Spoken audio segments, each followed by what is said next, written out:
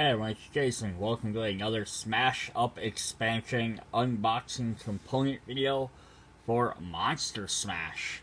So this one's going to take a stab at the monsters. So of course we got Dracula, werewolf and Frankenstein, and a giant ant. So again, like all the other videos, check out the first video, the base set, if you want to know a little bit more how to play. Just checking this out, the general concept of Smash Up: you take two decks of different factions or teams, mash them together to make one deck. So you might have with vampire werewolves, and then you can go ahead and play. And you're trying to play different minions and actions to score bases, to earn points, to win the game. You can play, as I'm flipping through the book here, you can play with one regular expansion. If you don't want to buy the base set, you're gonna have less cards. But if you bought 2 or 3 expansions, you can definitely play that way. So these are gonna come with the VP tokens. They look like they have little lightning bolts on them. But yeah, you can always mix up multiple expansions if you don't want to buy a base set, which makes this really cool. Instructions just I can flip these to show up what some of the books stuff says. Alright, and then we're gonna get to our 4 new factions. We have giant ants, mad scientists, vampires, and werewolves. Alright. And then we'll hop into them and start looking at what they do.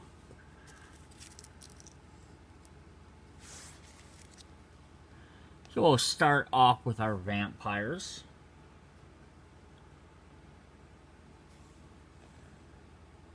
Little bat in the bottom corner. So we're gonna start off with 4 copies of the Fledgling Vampire, which kind of is a nod to, I think she's supposed to sort of look like Elvira, goth girl, endowed bosom, low cut dress. So here she said, after you play this minion, if another player has more power than you do, place 1 power counter on this minion. So if someone's a little bit stronger, you get some. So this is the new theme that's added into the Monster Smash set, is they have power counters, which are basically putting like a die or something, or you can use your VP counters you got.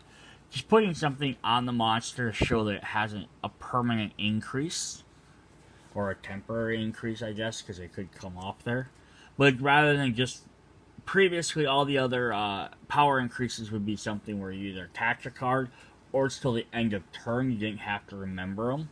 And these cards actually add some of those stay on them. So we have Heavy Drinker, and this guy looks a lot like the like OG Vampire of Nosferatu. You may destroy one of your minions to place +1 power counter on this minion. He basically steals one, destroys something to steal from him. We got 2 copies of Night Stalker. I think it's supposed to be very reminiscent of like Blade, the vampire hunter. So it says, destroy a minion of 2 power or less here to place a +1 counter on this minion. And then finally, of course, we have the count. Ongoing. After another player's minion is destroyed, place a +1 counter on this minion. So, with using the power counters, the vampire set gets them for destroying other minions, or whether they're other players' minions or their own.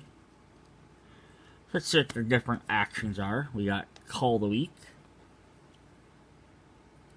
Choose your minion. Discard any number of minion cards from your hand. For each minion discarded, place a +1 counter on that minion. Again, this is a way, rather than like some of the other factions where they try and drop 3, 4 multiple different creatures to like break stuff. This one's kind of like, let's just power up 1 or 2 guys. Here we have Buffet, with all 4 of them. Special, because they're going to the prom party. It looks like senior prom. Play after a base scores. If you are the winner, place a +1 counter on each of your minions.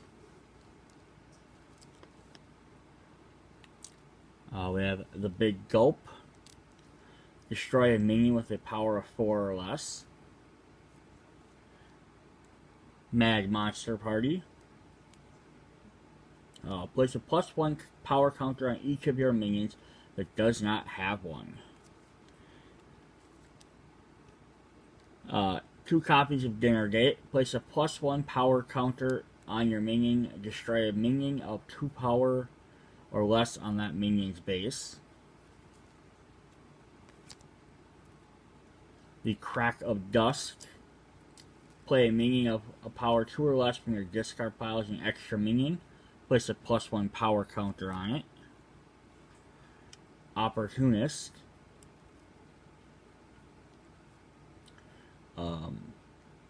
Play on a minion ongoing. After another player's minion is destroyed, play a +1 power counter on this minion. Basically, someone else takes advantage of them. And our final action card is Summoning Wolves. Playing a base, ongoing. At the start of your turn, place a +1 power counter on this card. If you have a minion here, counters on this card add to your total power. So you can add some extra right to it. It's a whole dog whistle. Our bases are going to be the Crypt. When one or more minions here are destroyed, the player who destroyed them may place +1 power counter on one of his or her minions here. Or Castle Blood. After you play a minion here, if another player has more power than you do, you may play +1 power counter on that minion. Yeah, so this guy's all about destroying weaker guys to get more power counters, becoming stronger. So let's take a look at the wolves. So we got 4 copies of the Howler. This minion gains +2 power till the end of turn. Fairly simple. Comes out, gains a quick bonus.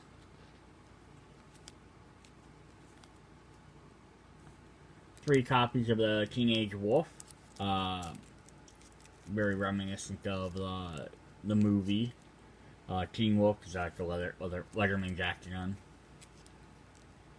Talent. This minion gains +1 power till the end of turn. So these guys come out and they just gain temporary bonuses. Kind of like night versus day. I think so. That's good the idea.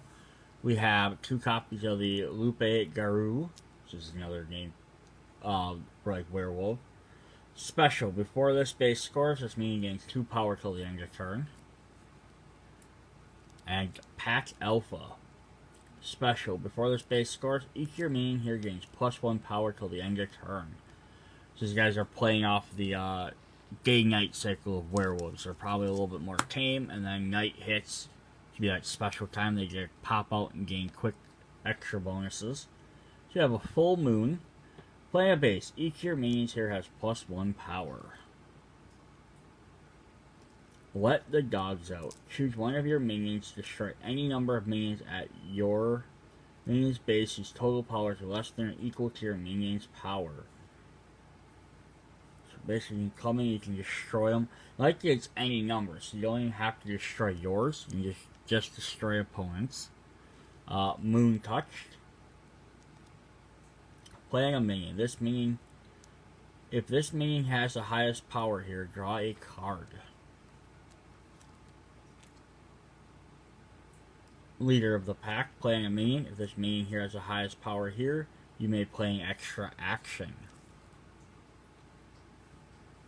Unstoppable. Playing a minion ongoing. This minion cannot be destroyed. Marking Territory. Playing a base ongoing. At the start of your turn, if you have more total power here than each other player, reduce the base's break point to 0. These guys, again, it seems like their thing is they want to have the max power, but they're only going to usually get it temporary. It's going to come out quick, get it, and then get a big bonus from it, and then it's kind of done. But that's all they need to do, right? 2 copies of Frenzy. Each of your minions here with 4 power more gains +1 until the end of turn. And 2 copies of Chew Toy. Choose one of your minions, destroy a minion with the lowest power, with the lower power at your minion's base. So they're just all about being the most powerful, and it's not going to be constant. It's just going to be a quick hit. So they got the Moot Sight. I'm wondering, now I'm reading this, it's supposed to be the Moon Sight, but maybe it's supposed to be Moot. The first minion played here on each turn gains +2 power till the end of turn. And Standing Stones. During your turn, one of your minions here can use its talent twice. So that's definitely a new one. So that's gonna only work depending on who you play. Alright. It kind of says, sort of went through those. They're neat. They have a solid effect, but they're not like super gimmicky, I guess. Now we have the monsters, which I already forgot what the heck they were actually called. Mad Scientists. So we get, which is basically Frankenstein. So we get 4 copies of Igor. Ongoing. After this minion is destroyed or discarded, place a +1 power counter on one of your minions. 3 copies of a Lab Assistant. Place a +1 power counter on another one of your minions. The Monster. Talent. Remove a 1 power counter from this minion to play an extra minion. And then our big one is Herr Doctor. Place a +1 power counter on another one of your minions. So where the vampires were all about sacrificing other things to gain power for themselves, and each vampire becoming more powerful, the Mad Scientists are all about consolidating that power into other characters. So you're boosting up other ones, presumably just trying to boost up whatever you need to boost up at the time, but like you try and like play the Doctor, Lab Assistant, and Igor to power up the monster essentially. And then he can keep removing 1 counter to play 1 to gain more stuff.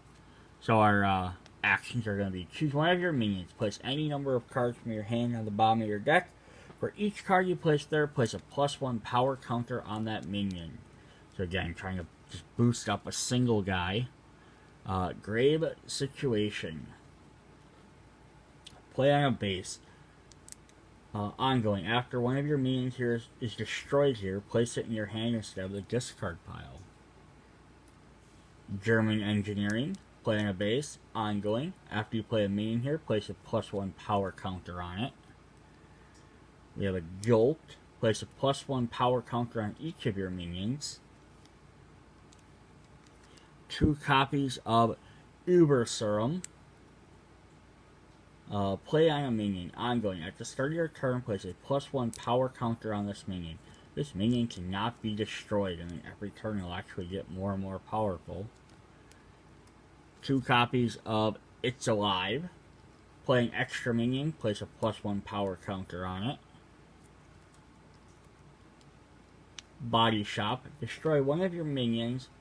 Place a number of +1 power counters equal to that minion's power. Split it any way you choose on your minions.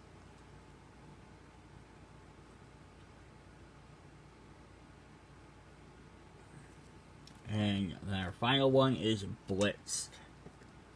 Remove any number of +1 power counters from your minions. Destroy a minion with a power less than or equal to the number of counters you removed. Our locations are Golem Schlob. I'm not sure how you pronounce that actually. The winner places a +1 power counter on each of his or her minions. Or the Laboratorium.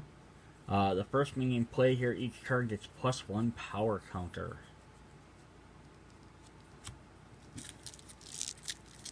Alright, and then our fourth and final group are the Giant Ants. Which are going to be a little bit different. So we got 2, 3, 4 copies of the Worker Ant, which costs 0. It's says place 2 power counters on this minion. So it comes in and it starts at 0, but then it gains 2, so it's essentially a 2 cost. But you get add counters on there, which works well if you have something that lets you move counters around. So we get 3 copies of the Soldier. Place 2 power counters on this minion.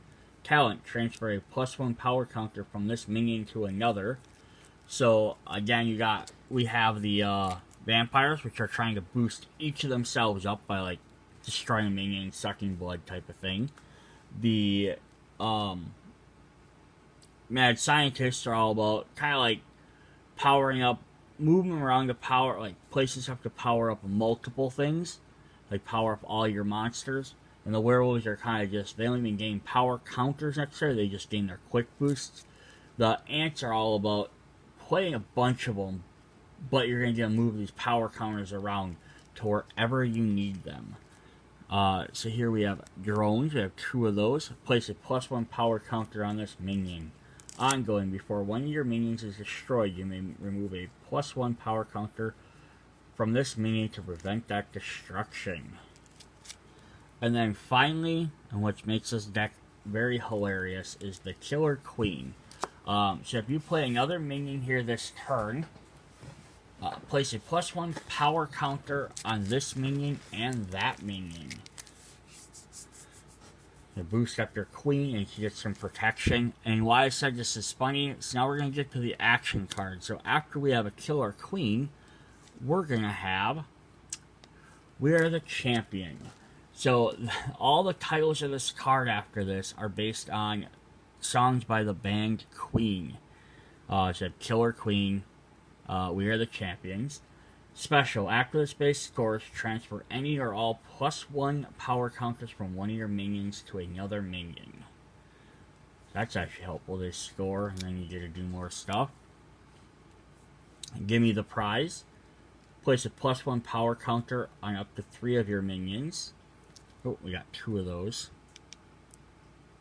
They're not going to be direct, like, titles all the time. A kind of magic. I think the actual song is Some Kind of Magic. Transfer 1 or all of your +1 power counters among your minions. So this way you can, like, again, shuffle them around to where you need them. Because they're a hive, they're going to work together. 2 copies of We Will Rock You. Each of your minions gains +1 for each +1 power counter until the end of turn.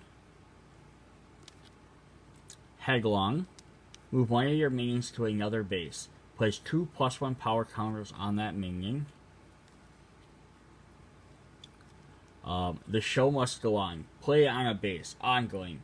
Your minions here with +1 power counters are not affected by other players' cards. And our final one is Under Pressure. Special base. Oh, that's not our final one. Special base. Before a base scores, you may transfer any number of +1 power counters from one of your minions to another. So if like you're gonna lose, you can quickly transfer them either to your guys to win or away to like just save your points. And Who Wants to Live Forever? Move any number of your +1 power counters from your minions. Draw a card for each counter removed. So that's definitely an interesting strategy there. Egg Chamber. Minions here with +1 power counters cannot be destroyed. And The Hill. At the start of each player's turn, that player may move one of his or her minions from any base to here. Alright. So, that is Smash Up Monster Mash. Just one quick final thought on this is the addition to power counters is a really neat idea because you get little counters to move around versus just either permanent bonuses from a card or temporary, like, till the end of turn effects. But sort of similar, if you watch the Cthulhu box set, and there's other expansions that do this too, is they add a new mechanic that, with this being the power counter, if you're playing with this with like just with like the base set, I would almost say each player needs to play with one of these to keep it even. Otherwise, it might be a little unbalanced if one person has access to power counters and nobody else does. I mean, the decks are all still fairly balanced. Everything's balanced either way, but I would almost say, at least for the first time playing with these, let every player get access to one of these. So at least they all kind of have an idea of like, oh, I get power counters. Otherwise, it's, you have one group that can sit there and be passing power counters around and another group that doesn't. That's just my thought. I mean, but again, if you start buying all the expansions, because there's 6, 7, 8, 9, 10, 11, 12, 13 regular expansions plus a bunch of other like sets. I mean, there's a lot of different combinations. Once you start buying more and more sets, these actual things aren't going to matter as much, because each person will have their own very unique thing. But if you're only playing with like one expansion or 2 expansions, you might want to try and give each person a different one at least once to see what it's like. Alright, anywho, there we go. Let's smash up. See you guys later. Bye.